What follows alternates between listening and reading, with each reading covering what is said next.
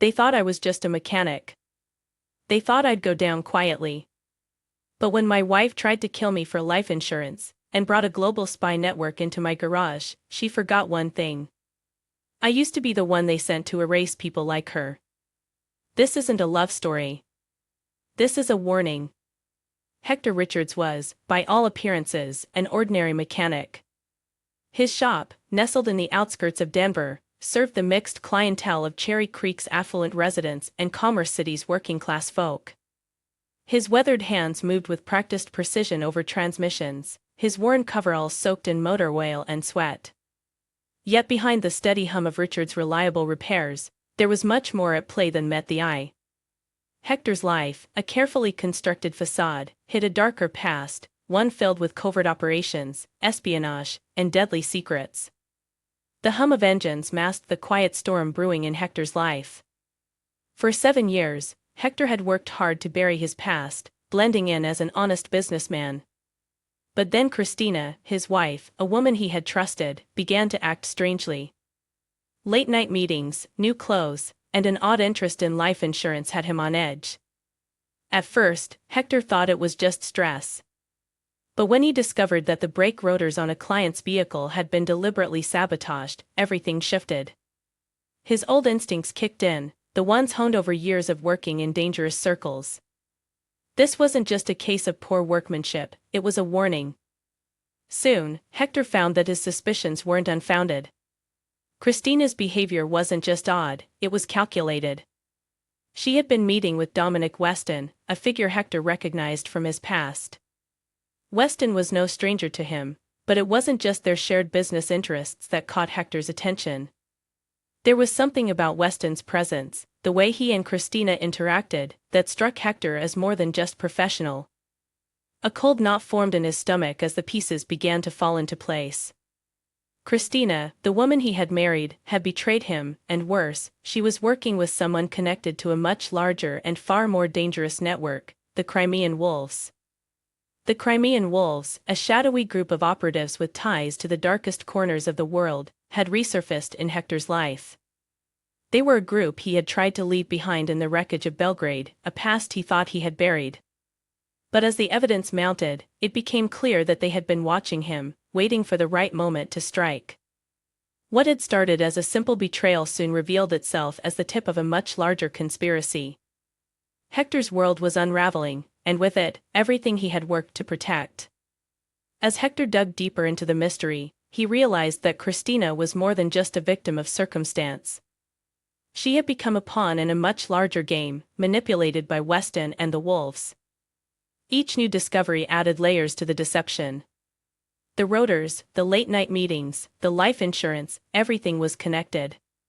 But this wasn't just about Hector's personal life. The Wolves had infiltrated deeper into his life than he ever imagined. The shop that had once been his cover was now the epicenter of a dangerous game. Hector was no longer just a mechanic, he was a man at war with those who had once been allies, now turned enemies. The stakes were higher than ever. Hector had to uncover the full scope of the conspiracy before it was too late. As the walls closed in, he realized that his fight for survival was not just about protecting his business but about exposing the Wolves for who they truly were. It was a game of high stakes, and Hector had no choice but to play along, to outwit those who believed they could manipulate him. But Hector knew one thing for certain, he would not go down without a fight. The shadows that loomed over his life were not just threats, they were a challenge. And Hector Richards was not a man to back down. The game had begun, and he had every intention of winning. As he prepared for what was to come, Hector couldn't help but feel a surge of resolve. He had been through worse before. The Wolves had underestimated him, and soon, they would learn why. They thought they were hunting a retired operative, someone who had lost his edge. They had no idea what Hector was capable of. And now, they would pay the price. As the day wore on, Hector's thoughts turned to the next steps. He had to act quickly, before the Wolves realized what he was up to. The time for hiding in plain sight was over. The game was changing, and Hector Richards was ready to take the next step. The Crimean Wolves were closing in, but they had no idea what they were walking into. As Hector closed his shop for the day, a sense of clarity washed over him. The fight was on, and he would stop at nothing to expose the truth. The only question now was how far he would be willing to go to protect those he loved, and how much blood would be spilled before it was all over. With a deep breath, Hector stood up from his workbench, his eyes narrowing as he gazed out into the dimming light of the evening. The trap was set, and the wolves were about to realize just how dangerous a cornered man could be. As Hector left the shop for the night, his thoughts turned to his next move. The wolves might have thought they had him, but they were about to learn a harsh truth: Hector Richards was not someone to be underestimated. The fight for his life, and his legacy, was just beginning. As he walked out of the door, Hector could feel the weight of the moment settling in. He had taken the first step, and there was no turning back now. The stench of motor oil filled the air at Richards' reliable repairs, but Hector Richards was unfazed as his hands, calloused from years of experience, worked diligently on the transmission of a 2018 Ford F-150. The shop sat on the outskirts of Denver, surrounded by affluent neighborhoods to the west and working-class districts to the east. It was the ideal location for a mechanic shop, with a steady flow of customers from all walks of life, though none ever suspected what truly lay behind the grease-stained curtains of Hector's business. Randy Henson, the young mechanic who had been working alongside Hector for over a year, was just finishing up with a tool when he accidentally dropped a wrench on the concrete floor. The sharp clang of metal on stone echoed through the garage. "Damn it," Randy muttered, his face flushed as he picked up the tool. Hector's voice rang out, sharp but not unkind. "Watch the tools, kid." Randy quickly apologized and moved to Hector's workstation, presenting a diagnostic report on the brakes of a Mercedes S-Class. "There's something weird with the rotors," he said, his voice low. Hector paused his work, his interest piqued. "Weird how?" Randy tapped his tablet, displaying the images. "The scoring patterns aren't consistent with normal wear. They look almost like someone deliberately scored them, like they were designed to fail gradually." Hector studied the images with a trained eye. His mind immediately began processing the implications. A mechanic would typically overlook such an anomaly, but not Hector. His sharp attention to detail had saved more than one client from potential disaster. This wasn't just a mechanical failure, it was sabotage. "Good catch," he said, his tone serious. "Order new rotors and document everything. I want detailed photos before and after the replacement." Just as Randy nodded and turned to place the order, Bobby Ware strode into the garage. Her silver hair was pulled back in a tight bun, her posture still exuding the discipline and precision of her former military career. Though she had been in civilian life for 7 years, her presence in the shop was one of authority. "Hector," she called out, her voice cutting through the noise of the shop. "Your wife's here, and so is Mr. Weston." At the mention of Dominic Weston, Hector's grip on the wrench tightened ever so slightly. Over the past 6 months, Weston had become an increasingly frequent presence at the shop, always with some excuse involving insurance or business dealings related to Christina, Hector's wife. The man had never raised suspicion in Christina's eyes, but Hector wasn't so sure. He wiped his hands on a rag and walked over to greet them. Christina, always impeccably dressed in her designer clothes, entered first. Her confident stride seemed forced lately, as though she were carrying a weight she hadn't before. Behind her, Weston followed with his ever-present tablet, his tailored suit a stark contrast to the mechanic's worn coveralls. His smile, polished and perfect, never wavered. "Darling," Christina said, her voice a bit too chipper as she spoke to Hector. "We need to discuss updating your life insurance policy. The shop's been doing so well, and Dominic thinks we should increase the coverage." Hector observed the little things, Christina standing too close to Weston, the way her fingers twirled her wedding ring nervously, the flush on her cheeks when his hand brushed hers. It wasn't just business anymore, there was something more personal at play. Hector's instincts, honed by years of experience, were warning him. "Of course," Hector replied, his voice neutral. "Let me clean up first. Don't want to mess up your nice clothes." As he washed his hands in the grimy shop bathroom, Hector's mind raced. Christina's recent behavior had been strange: late-night meetings, new clothes, and unexpected interest in their life insurance policy. It wasn't like her to ask about such things, especially after 7 years of marriage. Something was wrong, and Hector knew he couldn't ignore it any longer. Returning to the front, Hector signed the documents Weston had prepared for him, trying to keep his face neutral. But he couldn't help but notice how Weston's gaze never seemed to focus directly on him, always sliding past him to rest on Christina. It was subtle, but it bothered Hector more than he wanted to admit. After they left, Randy appeared at Hector's side, his voice low. "About those brake rotors, there's something else you should see in the back of the shop." They moved quickly to the rear of the garage, where Randy showed Hector more detailed images of the Mercedes S-Class's rotors. "The scoring patterns," Randy said, pointing at the digital images. "They're not random. They follow a pattern that suggests someone knew exactly what they were doing. Whoever did this, they wanted the rotors to fail at a very specific time." Hector's mind raced. This wasn't just a minor mechanical issue, this was deliberate. Someone had intentionally tampered with the vehicle, and that meant they had a reason for doing so. "Keep this between us for now," Hector said, his voice calm but filled with urgency. "I want you to handle all diagnostics on incoming vehicles personally. Document everything unusual, no matter how small." The rest of the afternoon passed in a blur of routine work, but Hector's mind never left the brake rotors. It wasn't just about the rotors anymore. There was something deeper, something he couldn't quite put his finger on, but he knew he needed to uncover the truth. It was more than just sabotage, it was a message, and Hector was beginning to realize he was being drawn into something much bigger than he had imagined. As the sun began to set and the shop emptied out, Hector remained behind, reviewing security footage on his hidden monitors.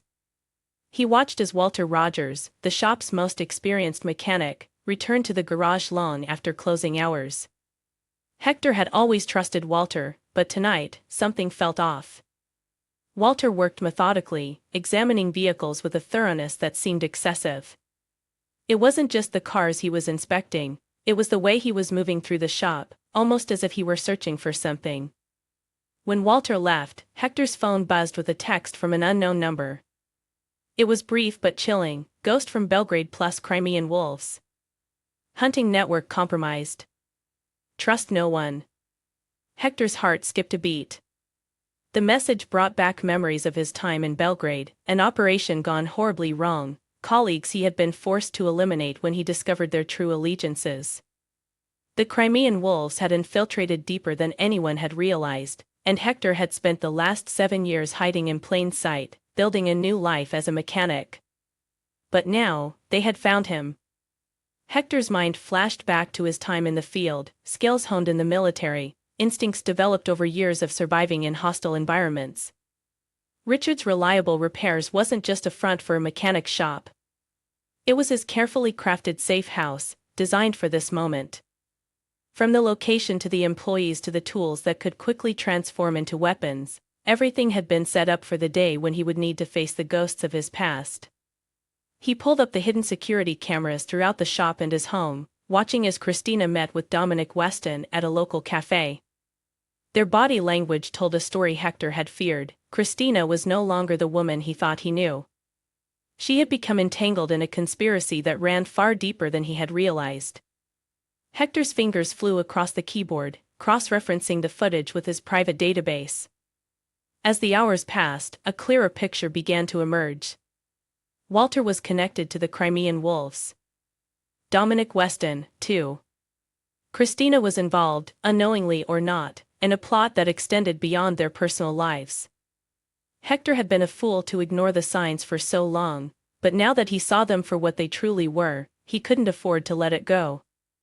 His investigation was just beginning, and the stakes were higher than he could have ever imagined. But Hector had spent 7 years preparing for this moment, and he was ready to face whatever came next. Hector had always trusted his instincts. In his world, where deception ran deep and betrayal was a constant companion, the ability to read people had been his greatest asset.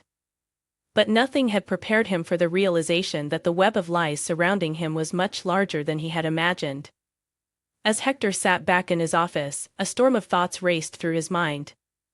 The pieces of a puzzle were beginning to fall into place, but the implications were far-reaching. The Crimean Wolves were here, and they were targeting him. For months now, Hector had been observing subtle changes in his world. The arrival of Dominic Weston, his wife's increasingly erratic behavior, and the growing sense that his every move was being watched. He had grown suspicious of Christina's involvement with Weston, but now the truth began to surface. The Crimean Wolves, a dangerous covert organization with a global reach, had infiltrated his life. It wasn't just about the shop. It wasn't just about the occasional business dealings or the fleeting moments of normalcy that Hector had tried so hard to maintain. No, the Wolves had found a way into his personal life, using his business as a cover for their operations. The deep, calculating nature of their plan was becoming all too clear. Christina had become a pawn in their game, manipulated by Weston and the Wolves, and Hector was the target. Christina's involvement with Weston went deeper than Hector had initially believed. She had been drawn into a world of financial manipulations and covert dealings, and it seemed that every step she took, every decision she made, had been orchestrated by someone else. Her sudden interest in the family's life insurance policy, her late-night meetings, and her increasing distance from Hector were all part of a larger strategy, one that Hector had yet to fully understand. The growing realization that his wife had been used as a tool in the Wolves' operations sent a sharp pang of betrayal through Hector. Each piece of evidence, each slip-up, confirmed what he had feared all along: Christina was complicit, whether by choice or manipulation. Her actions had been calculated, aligning perfectly with the Wolves' plans. But Hector knew better than to let his emotions cloud his judgment. His mind sharpened, and a part of him recognized that he was now facing a much larger conspiracy than he had initially thought. Hector's strategic mind had been honed over years of covert operations, and now it was put to the test. He had always been prepared for moments like this, but the Crimean Wolves had miscalculated. They thought him weak, just another retired operative, living a mundane life. They didn't realize that Hector Richards had been preparing for this moment for years. His shop, Richards' Reliable Repairs, was not just a cover, it was a fortress. Everything about it, from the location to the staff to the tools, had been meticulously planned. Hector had never truly retired. His life had been one long game of preparation. As he reviewed the surveillance footage from his hidden cameras, Hector saw everything with brutal clarity. Christina had been meeting Weston regularly, their body language betraying the intimacy of their relationship. Hector had suspected something, but now he knew for sure: Christina was complicit. Whether it was her conscious decision or the result of Weston's manipulation didn't matter. She had become a key player in the Wolves' game. But Hector wasn't without resources. He had his own network, built over years of intelligence gathering and covert operations. His hidden security systems were top-notch, and his knowledge of the Wolves' methods gave him an edge they didn't expect. It was time to turn the tables. Hector activated dormant protocols, ones he had put in place for moments just like this. The encrypted messages were sent, the surveillance systems kicked into high gear, and his contacts were notified. The Wolves had made a critical mistake: they had underestimated Hector's ability to adapt and anticipate. They thought they were hunting a retired operative, someone with nothing left to fight for. But Hector wasn't just a mechanic. He wasn't just a man hiding in plain sight. He was a predator who had spent years sharpening his claws, waiting for the moment when the Wolves would come for him. As Hector studied the growing conspiracy, it became clear that the Wolves had infiltrated more than just his business. Walter Rogers, Hector's senior mechanic, had been more than just a mechanic. He was an operative, one planted by the Wolves. His movements, his actions, everything about him screamed professional training. Hector had known something was off, but now he had the confirmation. The sabotage of the brake rotors had been a test run, a way for the Wolves to assess Hector's vulnerability. The thought of his own trusted employee betraying him filled Hector with a mix of rage and resolve. But he knew better than to let emotions cloud his judgment. He would deal with Walter later, after the Wolves had been neutralized. The young mechanic, Randy, had proven to be more observant than Hector had initially realized. Randy had caught the subtle signs of sabotage, noticing things that others would have overlooked. Hector had always trusted Randy, but now he saw him as something more, an ally, someone who had unknowingly become a part of his larger plan. It was Randy who had confirmed the sabotage, and it was Randy who would now play a critical role in uncovering the truth about the Wolves' operations. Hector couldn't help but feel a small measure of pride for the young man. Randy was far more than just an apprentice, he was a key piece in this game. As Hector's mind raced through the details, he knew he was close to a breakthrough. The Wolves were closing in. They had infiltrated every part of his life, and now they were targeting his business. The pieces of the conspiracy were slowly falling into place, but the danger was real. The Wolves would stop at nothing to achieve their goal, and Hector knew that they would come for him next. But Hector wasn't going to let that happen. His strategy